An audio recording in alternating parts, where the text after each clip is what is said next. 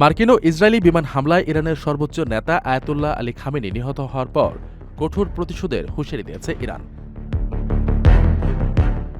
Tehran জানিয়েছে, Khamenei হত্যার জন্য ইসরায়েল ও যুক্তরাষ্ট্রকে চড়া মূল্য দিতে হবে।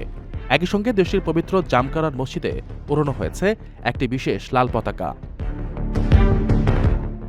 এরপরই জনমনে প্রশ্ন উঠেছে, হঠাৎ কেন মসজিদে এই লাল পতাকা ওড়ালো ইরান?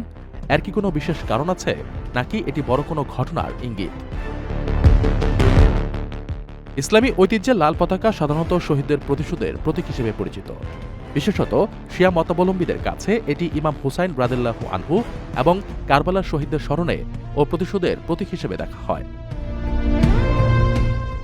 খামেনিকে হত্যার পর এই পতাকা উত্তোলনের মাধ্যমে ইরান মূলত বিশ্বের কাছে রক্তের প্রতিশোধ নেওয়ার একটি কঠোর বার্তা পাঠিয়েছে। জামকারাত মসজিদটি শিয়া মতাদর্শে বিশেষভাবে গুরুত্বপূর্ণ, কারণ এটি ইমাম মাহদির সঙ্গে সম্পর্কিত একটি স্থান হিসেবে বিবেচিত। এখানে সচরাচর লাল পতাকা দেখা যায় না, কেবল বিশেষ ও চরম উত্তেজনাকর পরিস্থিতিতে এটি উত্তোলন করা হয়।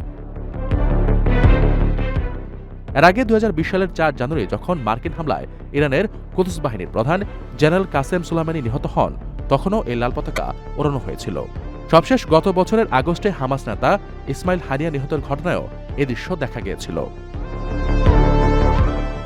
বর্তমান পরিস্থিতিতে এই পতাকা উত্তোলনের মধ্যে ইসরায়েলের ওপর আবারও হামলা চালিয়েছে ইরান।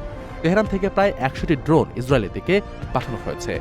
এই ড্রোন হামলায় আতঙ্কে ইসরায়েল জুড়ে নিরাপত্তা ব্যবস্থা জোরদার করা হয়েছে এবং জারি করা হয়েছে জরুরি অবস্থা। প্রবাসীদের জন্য নির্মাণ হচ্ছে দেশের প্রথম স্মার্ট সিটি, যেখানে থাকছে স্কুল, মসজিদ, হাসপাতাল, সুইমিং পুল, হেলিপ্যাড, পাঠাগার, জিম, সুপারমার্কেট, শিশু পার্ক সহ সকল নাগরিক সুবিধা। মাত্র 30 লাখ টাকা বিনিয়োগে মিলছে আকর্ষণীয় ফ্ল্যাট। প্লাটিনাম ইনভেস্টরদের জন্য ঢাকা বিমানবন্দরে ভিআইপি প্রোটোকল সুবিধা। বিস্তারিত জানতে যোগাযোগ করুন স্ক্রিনে দেয়া হোয়াটসঅ্যাপ অথবা ইমো নাম্বারে।